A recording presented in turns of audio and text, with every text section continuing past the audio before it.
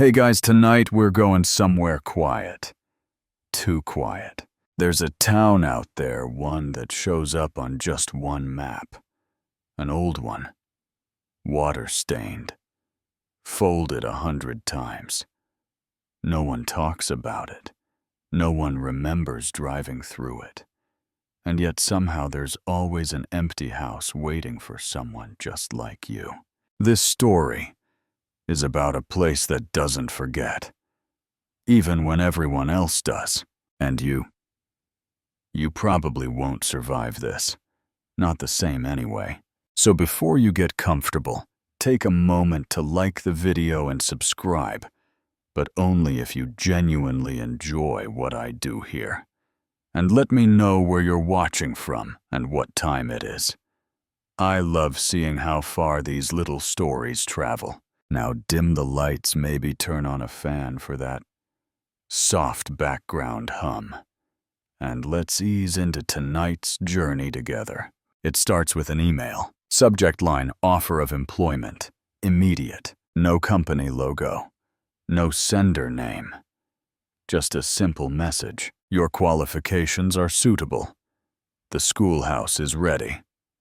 Arrival expected Tuesday. Attached a PDF contract, already signed, your name filled in correctly in looping serif font. No interview. No phone call, but you've been out of work for months. And the pay, shockingly fair. Small town, free housing, light class size. You Google the town once. Nothing comes up. The map loads slowly, pinning a green bubble in a wooded valley between mountain roads. No street view. No Wikipedia page. Just coordinates. It's called Grayer's Pass. You've never heard of it. Still you say yeah. And now you're here. The road getting in was steep, lined with mossy trees and mist that hung just a little too still. Your phone dropped signal halfway up, never came back. But the town appeared suddenly, like it had always been waiting.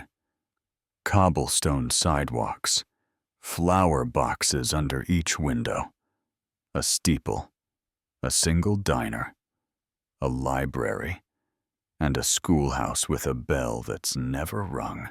You park on the street, no meters, no noise. You get out and realize it's quiet in a way your ears don't like. No wind, no birds, only the soft buzz of your cooling engine. A woman passes you with a basket of vegetables. She nods, pleasant. Keeps walking. You smile. Try a greeting. She doesn't speak. Just turns the corner and disappears. You tell yourself it's just small town life. People are private. Shy. The key to your new home is in the mailbox, just like the email promised. The house is already furnished. Plates stacked. Bed made. TV unplugged. But there's no Wi-Fi.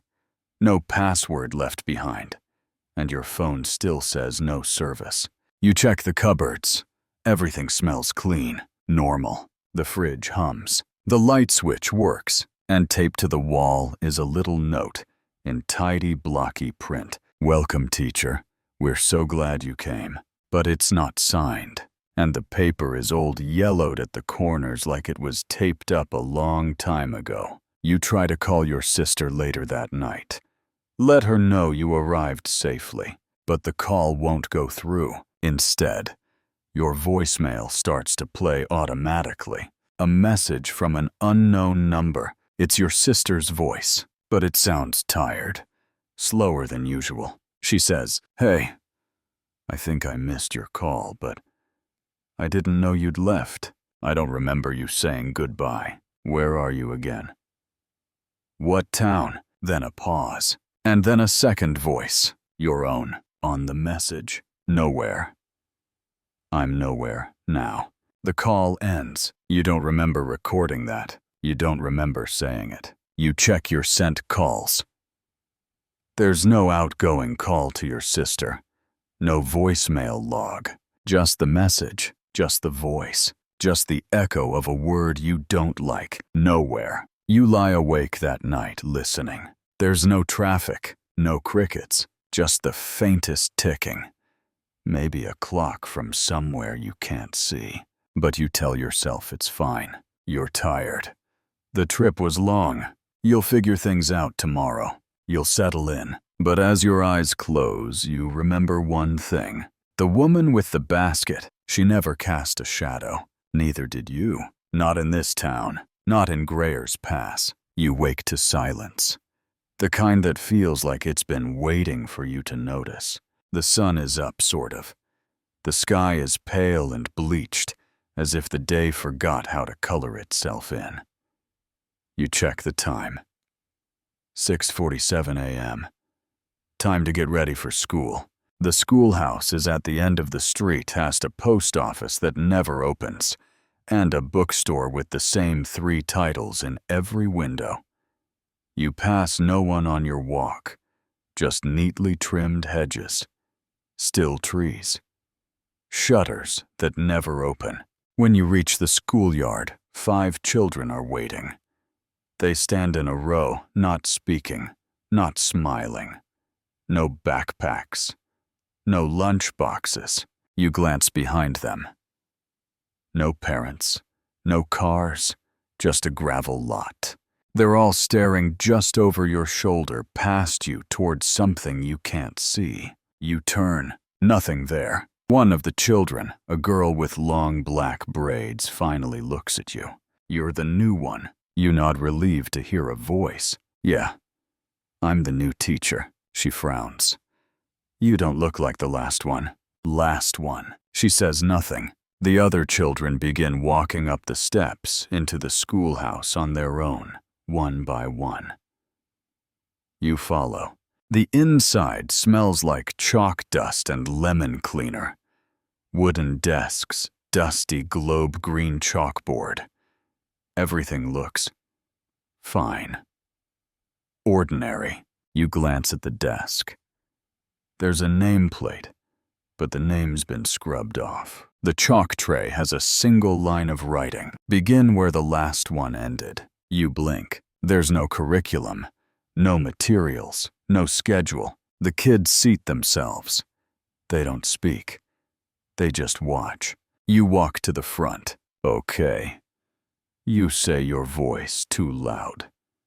In the quiet. Why don't we start with names? The girl with the braids tilts her head. We don't use names. Why not? Another child, a boy in a moth-eaten vest, speaks without moving his mouth. Names can't stay here. Your skin prickles. You try to laugh it off. Chalk it up to a game, a myth, a strange town superstition. Small places always have their quirks. Well, how about we do some drawing? They all nod at the same time. You hand out blank sheets. They don't use crayons, just pencils. They begin sketching quietly their pencils, whispering against the paper. You circle the room. Every child is drawing the same thing, a house. Your house, each one slightly more detailed. Your windows, your porch, your mailbox. And in the window a figure, always in the upstairs bedroom. Not you. It's taller, paler. The face is empty. You don't ask questions. Not yet. Lunchtime comes. No one eats. The children simply sit at their desks, staring down at their drawings. The bell doesn't ring. In fact, there's no bell at all. You glance at the corner clock. Its hands move slowly counterclockwise. You dismiss the class early. They leave in silence. No parents meet them.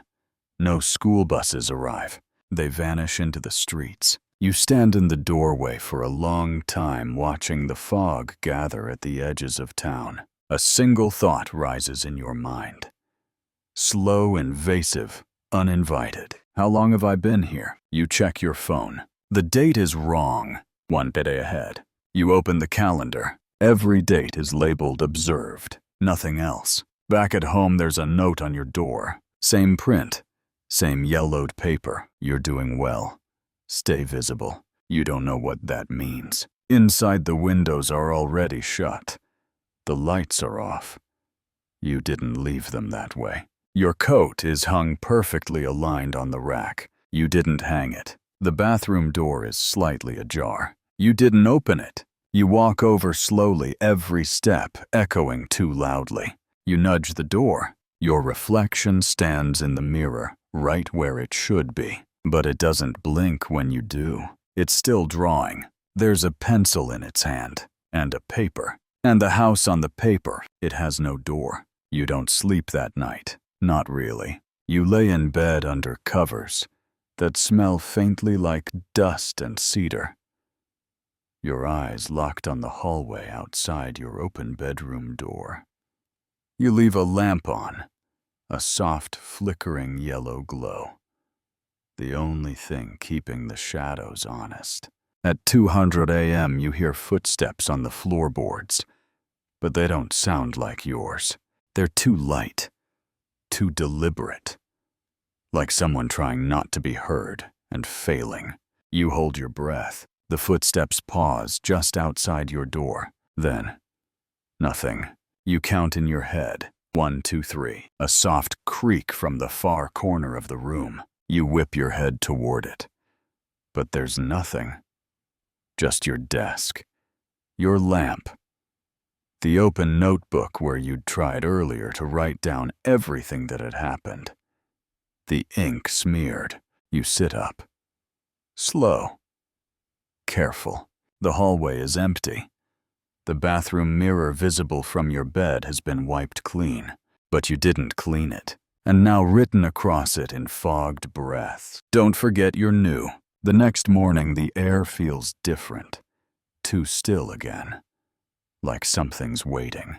You try to shake off the night. Tell yourself it was a dream. That you're tired. That this town is just weird, and you're not used to weird anymore. You decide to walk to the school early, maybe prepare a lesson. On the way, you see the man who bags groceries. The one who never blinks. He's standing outside the library, holding a broom. He waves. You wave back, but something's off. The broom doesn't touch the ground. It hovers an inch above. And his shoes, they're wet. You haven't seen rain in days. You keep walking. You glance over your shoulder. He's still waving, still smiling, still blinking. Not at all. At school, the children are already seated. Same 5, same seats, same silence. You pretend you're okay. You write on the board, something easy. Today, we will write about where we're from.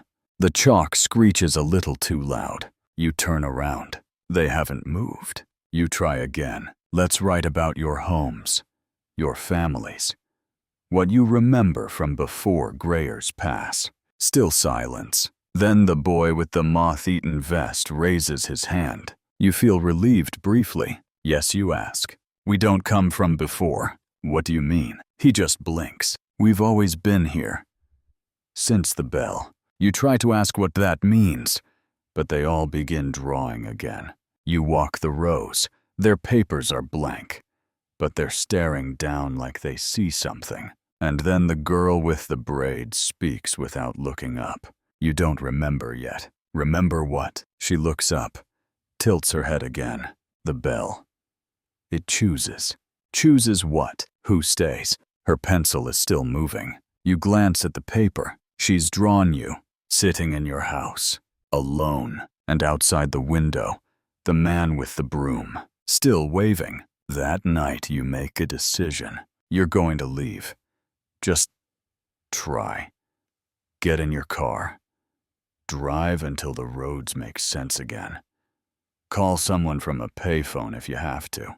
You pack lightly. Wallet, phone, jacket. You leave the house without turning off the lights. As you start walking toward your car, you hear the bell. The town bell. The one that's never rung before. It tolls once, then again, then a third.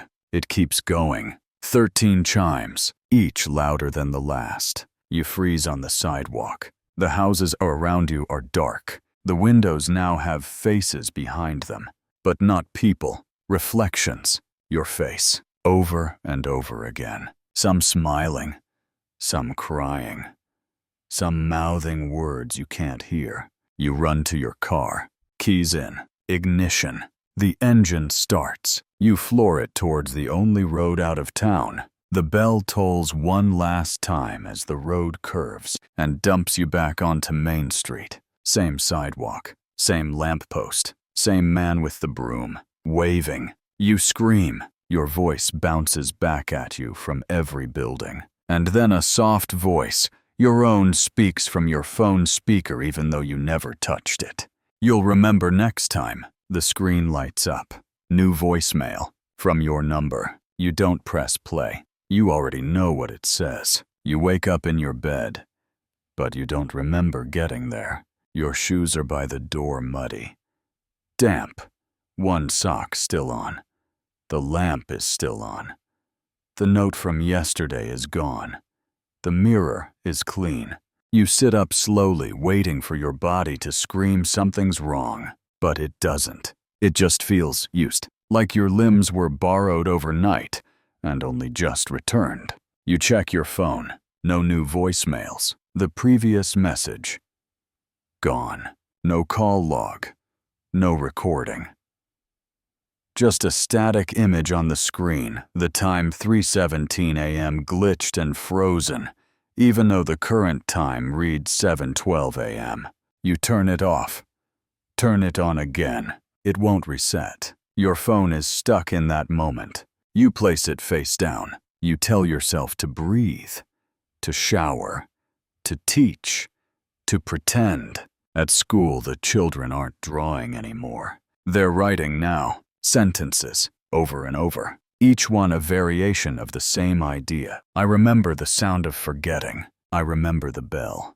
I remember not being me. You want to erase the board, start over. But your fingers hesitate.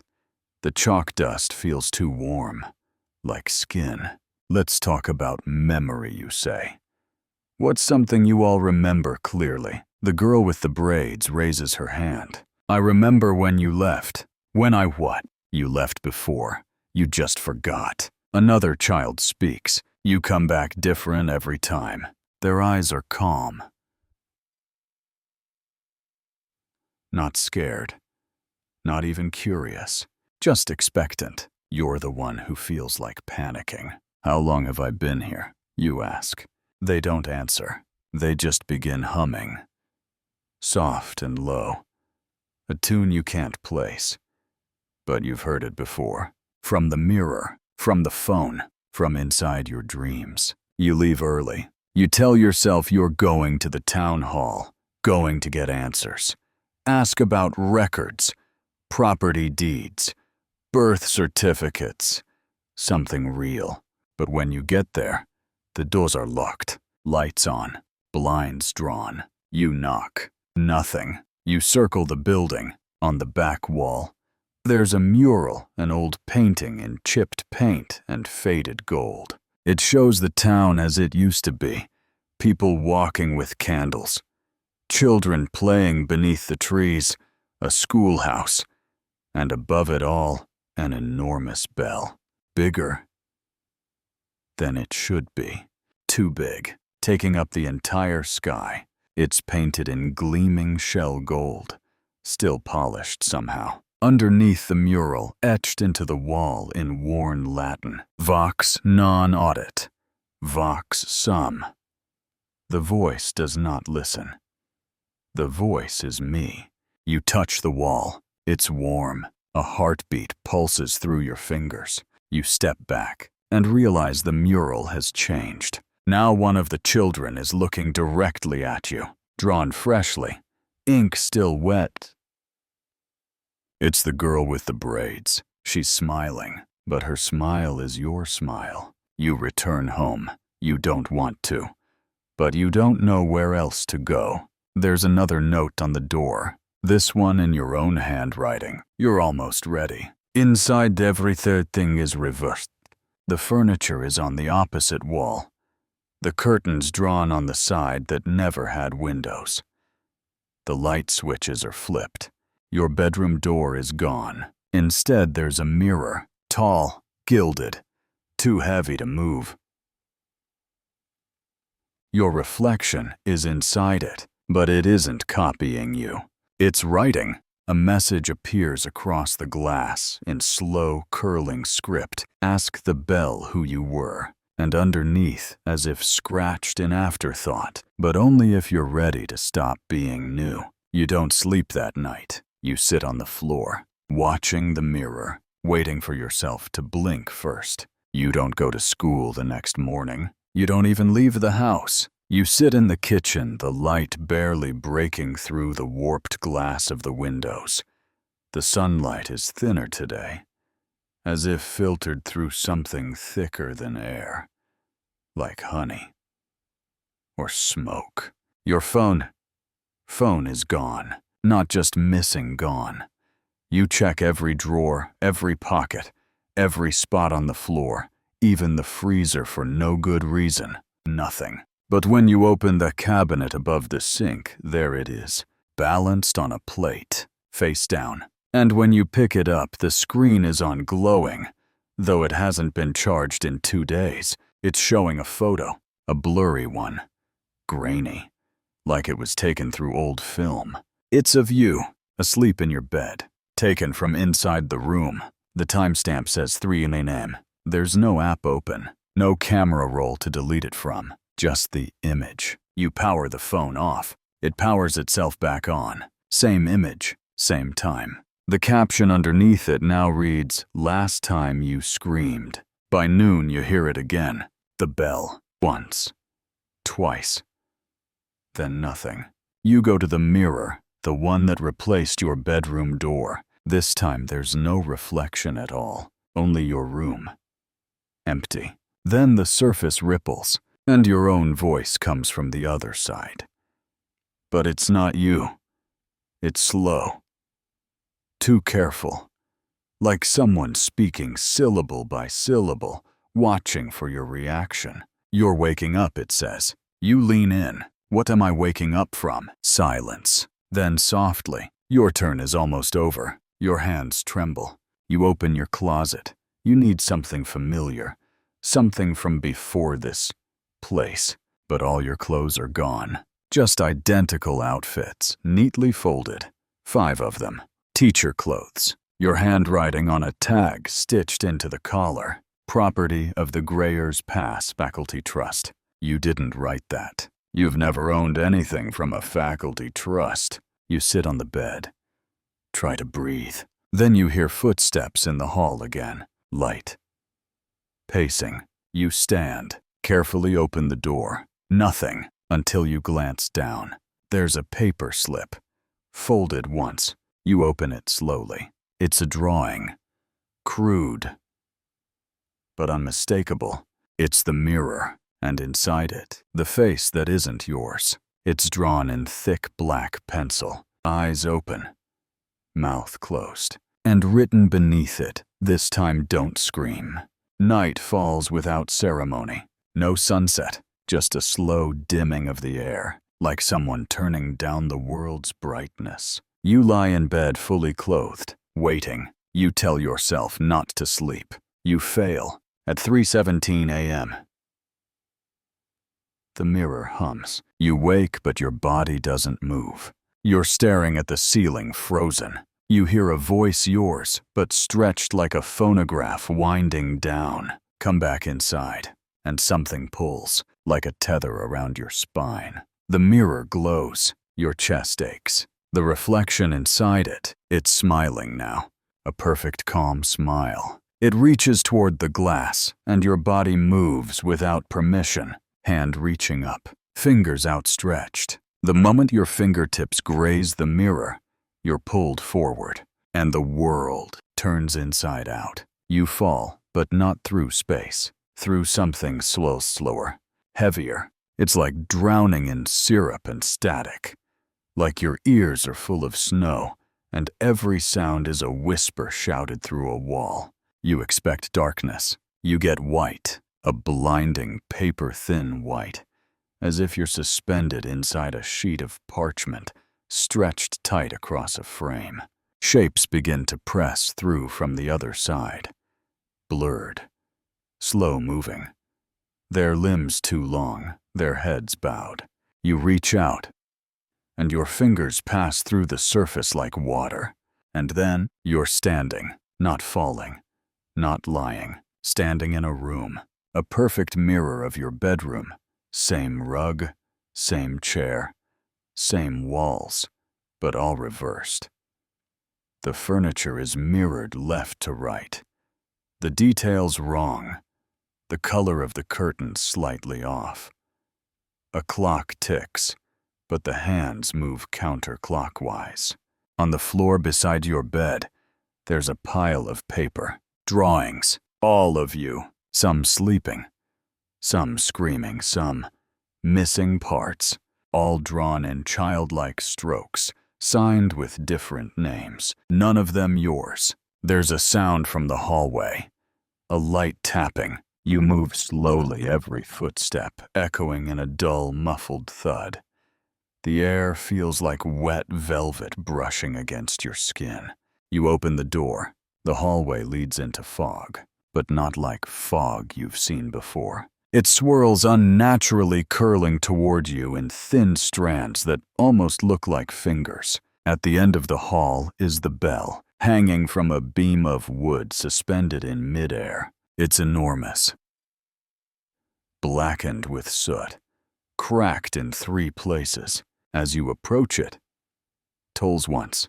No wind moves it, no rope pulls it, just one long hollow bong that ripples through the air like liquid. Your head fills with pressure, your teeth ache, the vision in your left eye blurs, and then someone steps out of the fog. You, but not quite. This version of you is thinner, taller, the skin a shade too pale, as if never touched by sun. The eyes milky white. It smiles, and when it speaks, your voice comes out, but only half a second after its mouth moves. You always come back. You try to speak, but no sound escapes. You always forget. It tilts its head. Do you want to remember this time? You manage a nod. It raises one hand. In its palm is a key, not metal glass. Etched into the shaft are 2 words, Itma. That's all it takes, the figure says. Call me what you think I am. You hesitate, because even without speaking it aloud, you know. Whatever name you give this thing, it becomes true, and it becomes real. You take the key. It burns but doesn't leave a mark. Behind you, the hallway stretches longer. A door appears, unmarked. Wooden old. You turn back, but the other you is gone. Just a reflection in the bell's surface now, rippling slightly, watching. You approach the door, slide the key into the lock. It clicks open with a sound like ice cracking, and the door creaks, revealing a room full of desks, school desks, dozens of them, each occupied, but not by children, by versions of you, sleeping, sitting. Some twitching, some smiling, everyone with a paper name tag on the desk in front of them. None of the names are the same. Some aren't names at all. Teacher, intruder, bell ringer. Not you. You back away. The walls pulse like lungs. You run, but the fog coils tighter, and from behind you, the bell tolls again, 3 times. Then everything stops. You're standing back in your room, normal, almost, except for one new detail. Etched into the mirror, in red script no longer, your reflection is the word, stay. You touch the mirror. It's warm again, almost feverish. Your finger runs across the word, stay, and it flakes slightly like dried paint, but not red paint. Something else. It smells like rust, like pennies and rainwater. You wash your hands in the bathroom, but the water runs cold, even when the tap is on hot. You check the mirror there. Still your face. For now. But when you step back into the hallway, the entire apartment smells wrong. Damp wood, burnt sugar, Wet rope. You freeze. There's a sound. A knock not on your door. From inside the walls. 3 short taps. Then silence. You don't breathe. Then 3 more. Louder. Closer. You move to the center of the room, trying to find where it's coming from. Tap, tap, tap. Behind the kitchen cupboard now. You step closer. Then it stops. There's a feeling behind your eyes, like pressure building. You try to write something down. To make sense of what's happening. Your pen moves on its own. 1 sentence. You were here before, and before, and before. You drop the pen. Back away from the desk. It rolls off the table and lands with a thud too heavy for a plastic pen. You pick it up. It's made of bone. You never owned this. On your wall something is taped. Now a new drawing. It's of you again, but your mouth is gone. Just smooth skin. No lips, no expression. And in the background, a tiny bell tower hidden in the trees. You look out the window, and now there's a bell tower where there wasn't one before. Just at the edge of town, barely visible in the fog. You don't remember walking there, but suddenly you're standing beneath it. Old stone, vines twisted up the base. The bell is visible through the wooden slats hanging like a tooth in a rotted mouth. You step through the arch. The inside is cold. Staircases spiral up in both directions. One turns right, the other left. There's no sign which to take. You choose right. The air thickens with every step. You pass a window outside. The town is completely still. Frozen. Not asleep, paused. The clouds don't move. The trees don't sway. The birds hang mid-air. You go higher. At the top, there's no bell, just a mirror. Tall. Cracked. And this time it shows you something else. Not your face. Your classroom. The children sitting quietly. Drawing. But you're not there. Instead, the version of you with the white eyes is teaching, smiling, pointing. And the kids, they're mouthing the word, stay in unison, over and over. Stay, stay, stay. You reach toward the mirror, and this time your fingers don't pass through. They stick. The surface grips you like honeyed glass. You try to pull away, but it pulls harder. And then a single chime from the tower bell, not loud, but final. Everything inside you goes still. The mirror lets go. You stumble back, alone, and the spiral staircase behind you, gone. Only a single ladder now, leading down, and somewhere below you hear your own voice whispering. But it's not saying stay. It's saying your real name, the one you forgot. You hesitate at the ladder. The rungs are slick, not with water, but something more viscous, like sap, or sweat, or melted wax. You grip it anyway, because there's nowhere else to go. Each rung creaks beneath your weight, groaning like bone under pressure. The further you descend, the colder it gets, but not like a chill. It's a stillness, thick and dead. The kind of air that hasn't been breathed in years. Decades. You count the steps to stay calm. 27, 35, 42. Then your foot doesn't land. The ladder ends, but your body keeps going, falling forward, into soft ground. You're in a room underground. Low ceiling, dirt walls, no lights. The only illumination comes from faint etchings on the walls. Lines and sigils glowing faintly, like they've been written in firefly ink. And in the middle of the room, another desk, your school desk, but aged. Scorched. The surface is etched with hundreds of names. Most are scratched out, except one, yours, in perfect handwriting. Underneath it, next.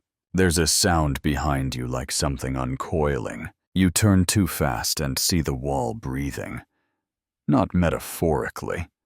Literally. A shape pushes through the soil. pressed against the fabric of the earth. A face, yours. Its mouth is moving, but the sound comes from the far corner of the room, where there's a radio ancient cracked, half buried. It clicks on, static. Then softly, you made it farther this time. You don't respond. The face in the wall smiles. It has no eyes, just smooth sockets that pulse with something bright beneath, like embers. The voice continues. Last time you screamed. Last time you stayed. Will you try again? You open your mouth to speak, and dirt pours out. Not a trick. Not a hallucination. Actual soil. You fall to your knees retching, coughing up dry handfuls of dust, and something small, a bell's clapper, cold, metal, and rusted through. You hold it in shaking hands. The radio crackles again. All bells fall silent eventually, unless you ring it. You crawl to the desk. On it now is a mirror shard. It wasn't there before. You didn't see it placed. It simply is. You lift it and see yourself, except not here, not in the underground room. You're back in the school, standing in front of the class. Except the children aren't children. They're wearing their faces, but their limbs are wrong. Their arms bend too far. Their heads tilt and stretch like wax under a candle. They're watching you teach something that isn't language. Your mirrored self is speaking in symbols, scratching them into the blackboard. And when one student asks a question, the mirror, you opens your mouth, and a chime rings out from within. The sound that doesn't echo. The sound that just keeps going. You shatter the mirror shard against the desk. The sound breaks the air. The walls crack. The breathing face collapses inward to itself. You're falling again, but upward, through layers of fog. Breath, ink, voice, reflection. And then you're awake. In your bed, it's daytime. Birds outside. The air smells like toast. You blink. The mirror is gone. Your apartment looks normal. No notes, no drawings. Just sunlight through old curtains. You laugh once, just to hear something real. But when you check your phone, it's off. You turn it on. The lock screen lights up. A notification waits. Voicemail. 3:17 a.m. You press play. It's your own voice. Softer, younger, afraid. Don't come back. You don't sleep that night. The voicemail plays over and over in your head. Don't come back. But come back to what? You check your calendar, your planner. Emails. Your first day of teaching was when you can't find the contract, the email chain. Even your resume is gone from the computer. No evidence you were ever hired. No documents. No calls. Not even a listing for the job.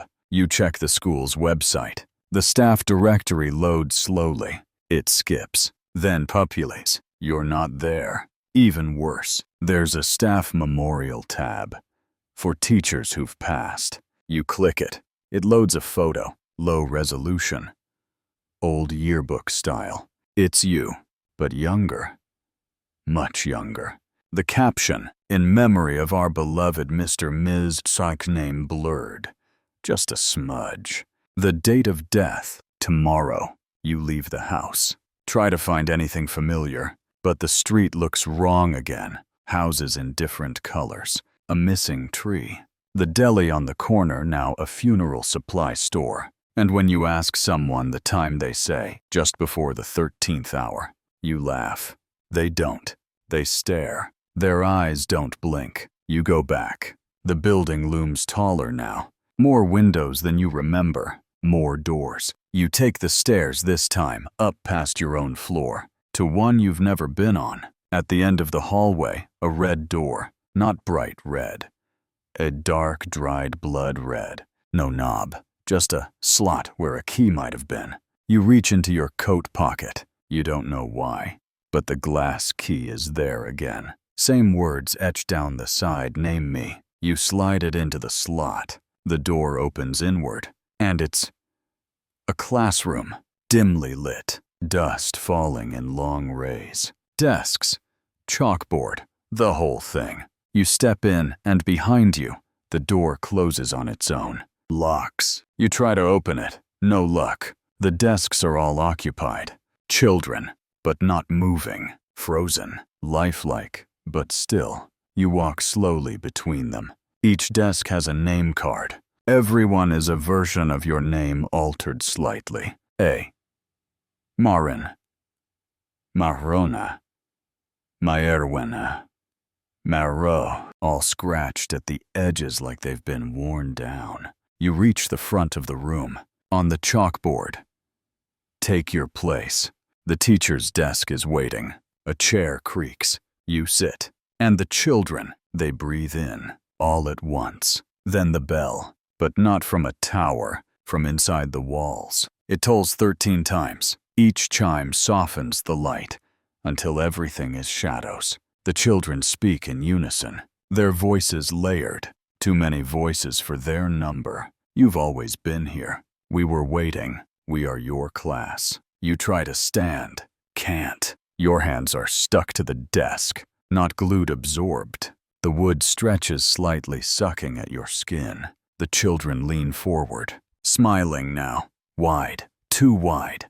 And from the hallway, something begins to knock, softly, 3 times, then again. Your own voice speaks, but not from your mouth, from every desk, from every child. Answer it. You don't move. Can't move. The knock comes again. This time it's inside the room. You look toward the red door. Still shut. Still no knock. The children haven't blinked, haven't spoken again. Their mouths are frozen mid-smile, like clay left out too long. You try to shift in your seat. The desk groans. Wood tightens around your wrists. Then quietly a voice whispers beneath the floorboards. I see you now. Something brushes past your feet under the desk. Warm. Wet. It wraps around your ankle gently like a hand testing grip. You kick back and feel it pull away. But the motion spreads or ripples across the floor like water. No. The floor is water now. A thin layer just an inch deep covering the entire room. And it's rising. The children aren't moving, but they're reflections in the water. They are, smiling wider, tilting their heads, opening their mouths. No teeth, just bell clappers hanging where tongues should be. You scream, but no sound comes out. Because when you open your mouth, you hear a chime. From inside you, the red door clicks open behind you. You turn your head barely. Something stands in the doorway, taller than the frame, draped in paper pages of drawings stitched into robes. Your own handwriting crawling down every fold. Its face is blank parchment, until words begin to appear, written by invisible ink. Do you remember your name? You try. You try harder than you've ever tried anything. But every name that comes into your head feels wrong. Not just wrong. Borrowed. Like a sweater that doesn't fit. Like an echo that got caught in someone else's throat. The thing in the doorway takes a step forward, and now its robe whispers as it moves. Pages fluttering. 100 mouths rustling against each other. The classroom begins to dissolve. The ceiling melts upward, revealing stars, but not ones you know. Each one pulses with something beneath light. A shape. A watcher. One of the children finally blinks and speaks. You've reached the 13th hour. The bell has rung. The desk is yours. The name is waiting. You look down, and your name is gone. Carved into the desk is only Chatra. 6 letters. You reach for the chalk. It's already in your hand. You don't remember picking it up. You write a letter, then another. A name begins to form, not one you know, but one you feel. The children breathe again. Their mouths widen. They begin to repeat it. The name you wrote. The thing in the doorway bows its parchment head.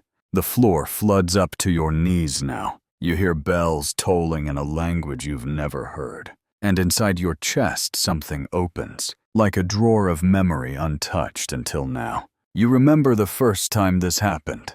You remember the next time too.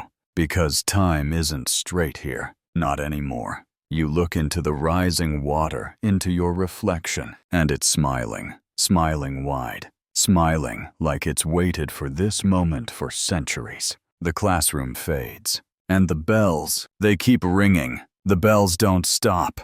They're not ringing anymore, they're chanting. Not words exactly. Not human ones. But they hold rhythm. Memory. Meaning you feel in your teeth. Each note pulls something from inside you. A memory. A moment, a part of your face. You watch your reflection in the rising water. Change your features. Softening. Melting. As if whatever you were is being rewritten. Dissolved into something else. The classroom is gone now. No more walls. Just open sky rimmed with stone arches that float in nothingness. The desks are rows of bones. Chalkboards ripple like silk banners. You're still seated, still holding the chalk. The name you wrote is glowing. The children, they're standing now, and behind them, more doors. Dozens, hundreds, each one red, each slightly ajar. You ask yourself, did you open them? Or were they waiting? Then you hear it again. The knock. This time from inside your own chest. 3 gentle thuds. Like knuckles against ribs. You gasp and cough up another slip of paper, soaked through, but intact. It reads, you are not the first to sit here. You will not be the last. From the furthest door, a figure enters. Tall. Shrouded in burlap robes, stitched from old report cards and birth certificates. Faces drawn in graphite blink from the folds of fabric. The figure does not walk. It glides. Your reflection in the floor follows it delayed, like a puppet on strings. The children kneel. You try to rise, but your feet are stuck again. This time not in a desk, but in a pool of ink. It smells like memories. Like film reels, like forgotten lullabies. The figure speaks without opening a mouth. You answered the call. You took the seat. Now we know your name. You try to deny it. You scream a name you used in childhood, then another, then the one on your license. But they taste wrong now. Bitter. Like lies. The figure tilts its head. The bells pause. Only silence. Would you like to see your first day again? And suddenly you do. You're back at the school. Day 1. Walking up the path. Holding the coffee cup. Nervous. But things are off. Everyone wears gloves over their faces. Not masks, gloves. As though hands are gripping their own mouths. Shut. You wave to the secretary. She doesn't look up. You walk into the staff lounge. And there you are. All red, sitting there, drinking from your own mug, reading the same schedule. You lock eyes. Your other self smiles, and that version says you came back later than usual. You step backward and trip over your shadow. It's not connected to your body anymore. It crawls away, slinking up the wall like a spider made of soot. You shout. No one hears, except the reflection in the microwave, where you see your own face whispering, name it, or be it. You open your mouth to ask what that means, and bite down on something soft. You reach in, pull out a name tag, worn, split. Written in black ink, with blank. It changes as you watch, fills itself in, with the name you wrote on the desk. You can't look away, and in the hallway, the bells begin again. 1, 2, 3. This time, each toll rewinds the world around you, as though you're being pulled back towards something ancient, something unfinished, something waiting for your full attention. The bells keep tolling, but now they count down. You don't know what happens at 0. You don't want to.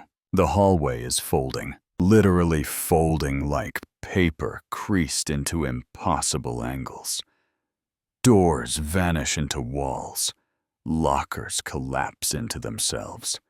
Light flickers between warm and frost-bitten blue. You clutch the name tag. It's warm. Alive. Pulsing like a second heartbeat. The name is no longer a word. It's a pattern. Something you remember from a dream, or maybe before you were born, and now you hear it. The other students in the building, or what remains of them, chanting the pattern softly under their breath. Their mouths barely move. Their eyes flicker with recognition when they see you. You walk past them. Not one turns their head, but each voice hisses the same phrase. We remember what you taught us. You reach the main office. It's deserted. The clock on the wall spins without hands. You open the door to the principal's office and find yourself sitting there again, but older, grayer, dressed like someone in mourning. The room is filled with mirrors. Each reflects a different version of you. One. Younger one. Older one. Burning. One. Crying. Faceless. You step in. The version of you behind the desk doesn't look up. Instead, it speaks. You lasted longer than the others. You ask others. He nods toward a filing cabinet. You open it. Inside dozens of files, all with your photo, all with different names. Some have red slashes across them. Some are blank entirely. You flip through each file as a version of this moment. This descent. This desk.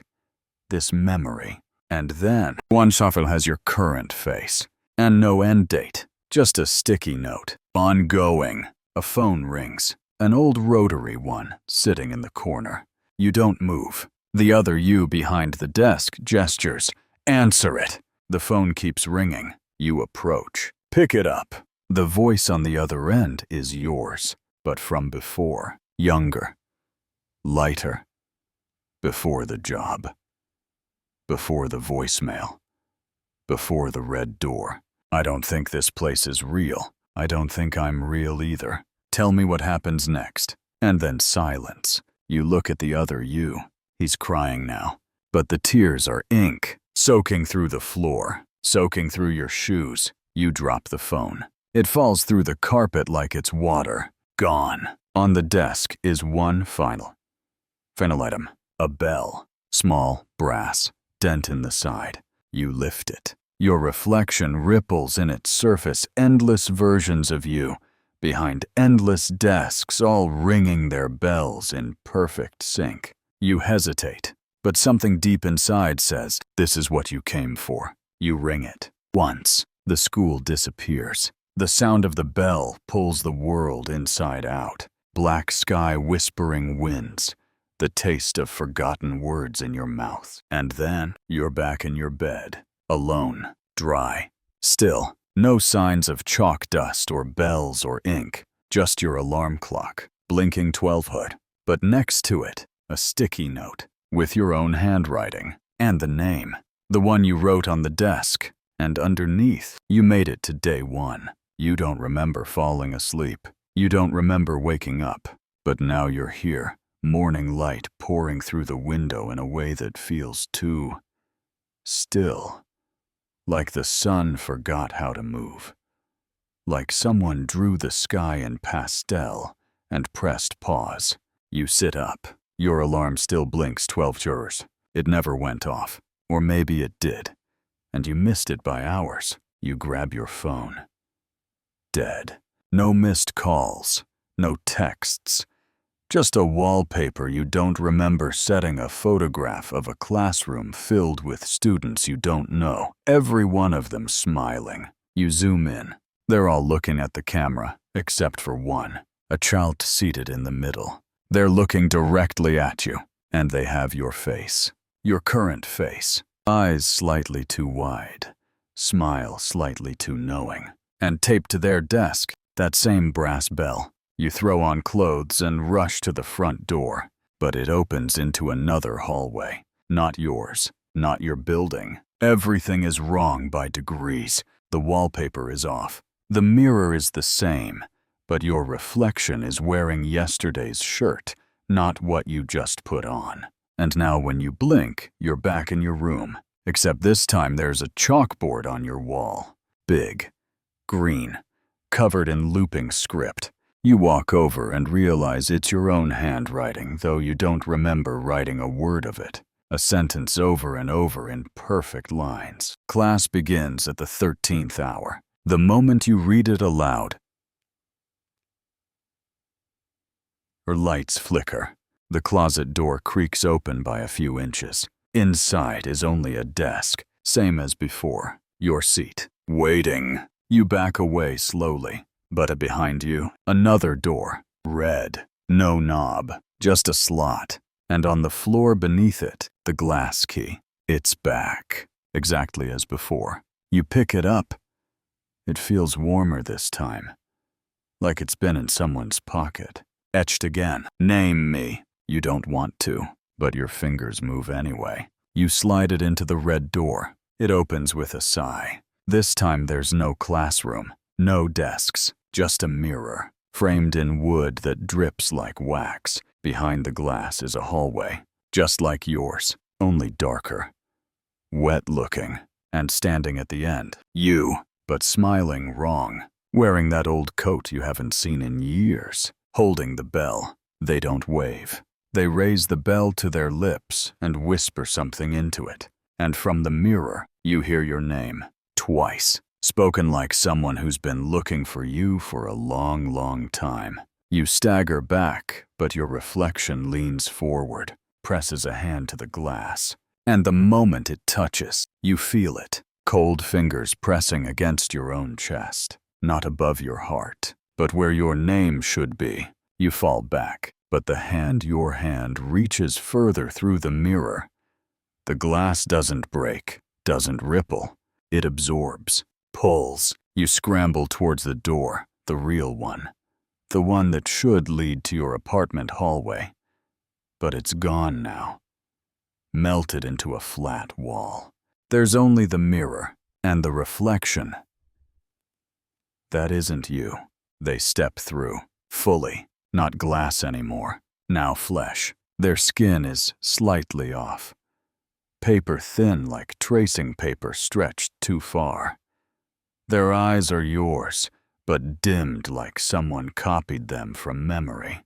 They smile, not cruelly, almost kindly. You left your name behind. Their voice sounds like you speaking from underwater. You reach for something, anything, but all you're holding is the bell. Still warm, still pulsing. Your not you takes a step forward. You taught the lesson. Now you must learn it. You don't know what they mean. You don't want to. But the bell in your hand begins to hum. It vibrates, hard enough to blur your vision, hard enough to shake your thoughts loose. And then the room changes again. You're no longer in your apartment. You're back at the school. But this time the halls are filled. With students, teachers, people, all wearing your face. Some old, some young, some burned, some bleeding. Every one of them looks at you like they've been waiting for years. They part as you walk. No one speaks, just the rustle of paper, so much paper, falling from the ceiling, drifting across the floors. Every sheet has your name, written in different handwriting, some in ink, some in chalk. Some in what looks suspiciously like blood. At the far end of the hall is a new door, one you haven't seen before. It's not red, it's black, glossy, endless. The bell in your hand pulls you toward it. You try to resist, but your feet move anyway. Each step rings louder in your ears.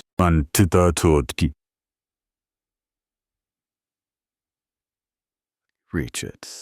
The black door swings open, and on the other side is a room full of bells, hanging like wind chimes, thousands of them. And in the center on a throne made of desk wood and old report cards sits a figure. You don't see a face, just a shape, but it speaks in 100 voices, all yours. Now we begin. The black door shuts behind you.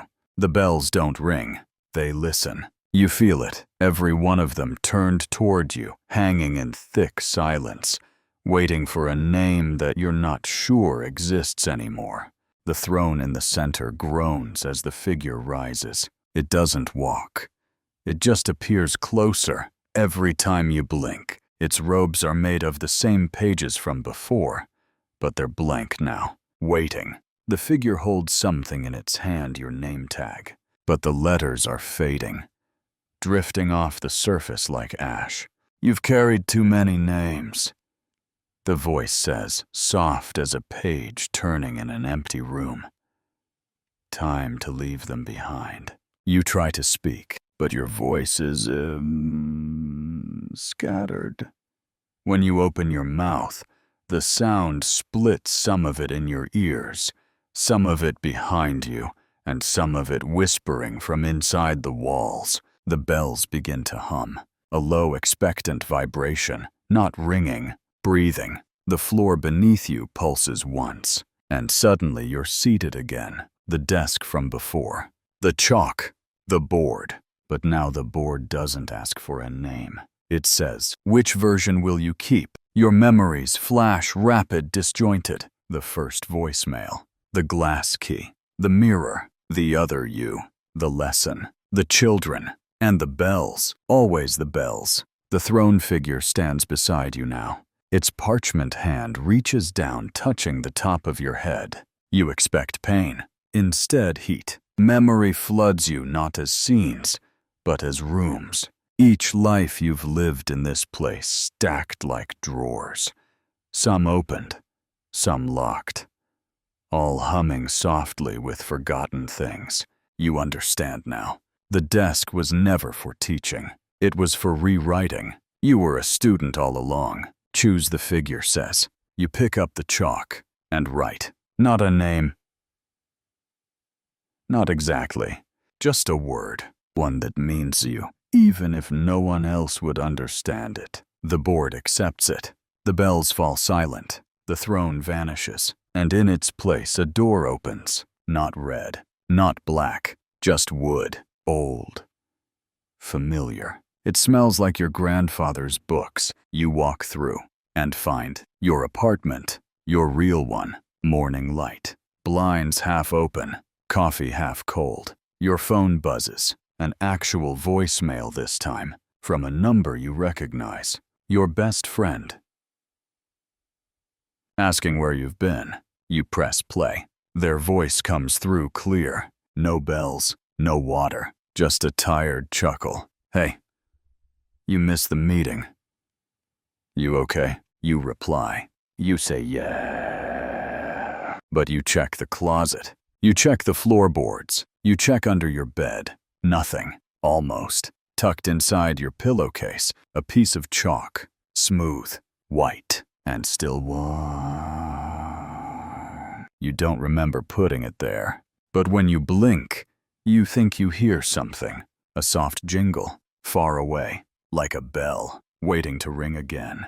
Word count 100. Wind down. You're safe now. The light is soft again. The air is still. Whatever followed you through those doors, whatever lesson was waiting on the other side, it's quiet now. Sleeping, or maybe just watching the way old things do when they've been remembered for the first time in a long time. You shift in bed. The pillow's cool side welcomes you. Your breathing slows. Maybe this was all just a dream. Maybe it wasn't. The bells haven't rung again.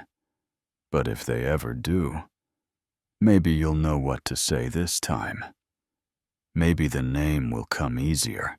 Or maybe, just maybe, there won't be a need for names anymore. Let your thoughts settle. Let the last images fade. The red door, the chalk, the bells. Let them drift into whatever quiet place your dreams begin. And if you hear a knock tonight, soft and distant, don't worry. You don't have to answer. Not yet. Sleep well. Sleep deeply. And thank you truly for spending your time here. Sweet dreams. End of script. Sweet dreams.